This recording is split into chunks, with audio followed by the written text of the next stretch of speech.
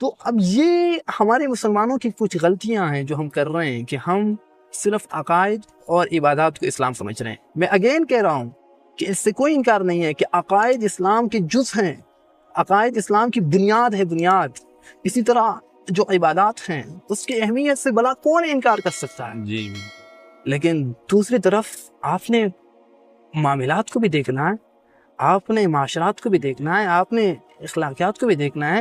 اگر آپ سمجھتے ہیں کہ اسلام مکمل ضابطۂ حیات ہیں تو اس میں پھر آپ کو پوری زندگی اسلام کے اصولوں کے مطابق طے کرنا ہے. دوسری بات یہ ہے کہ ہم اسلام کو قیاس کرتے ہیں اور مذاہب پر، چونکہ ان کے پاس سیاست کے بارے میں کوئی بہتر اصول نہیں ہے، تو ہم سمجھ رہے ہیں شاید اسلام کے بارے میں بھی ہمارا یہ خیال بن گیا ہے کہ اسلام بھی سیاست کے بارے میں ہمیں اصول نہیں دیتا.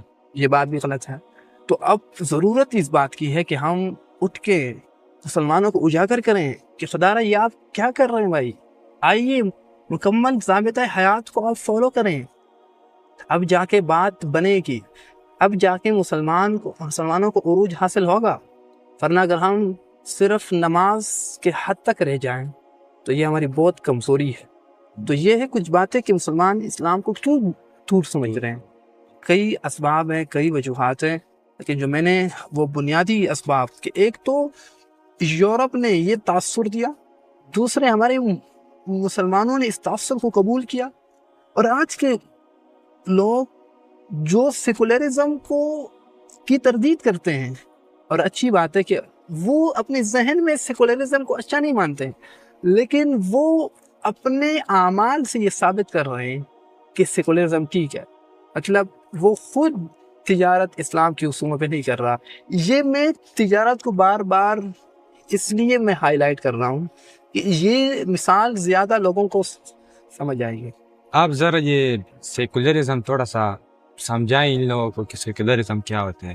دیکھو یہ تو بہت ہی لمبا ٹاپک ہے، لیکن اس پر کبھی ہم انشاءاللہ پوڈ کاسٹ بھی کریں گے انشاءاللہ. سیکولرزم کا مطلب میں بتا چکا ہوں کہ سیکولرزم کہتا ہے کہ اسلام پہاڑوں میں رہیں، اسلام صرف تعلیم خواہوں میں رہیں، اسلام صرف مساجد تک محدود ہو، اسلام کا عملی زندگی میں کوئی کردار نہیں ہے.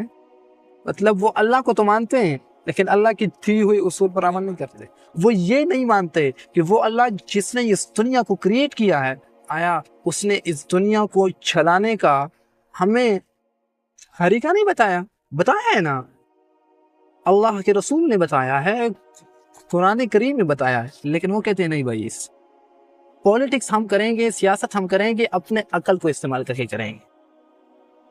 یہ ہے ان کا وہ نظریہ جو کہتے ہیں کہ بھائی مذہب کو سیٹ کرو، کیونکہ مذہب سے پتہ نہیں ان کو کون سا چھیڑا ہے.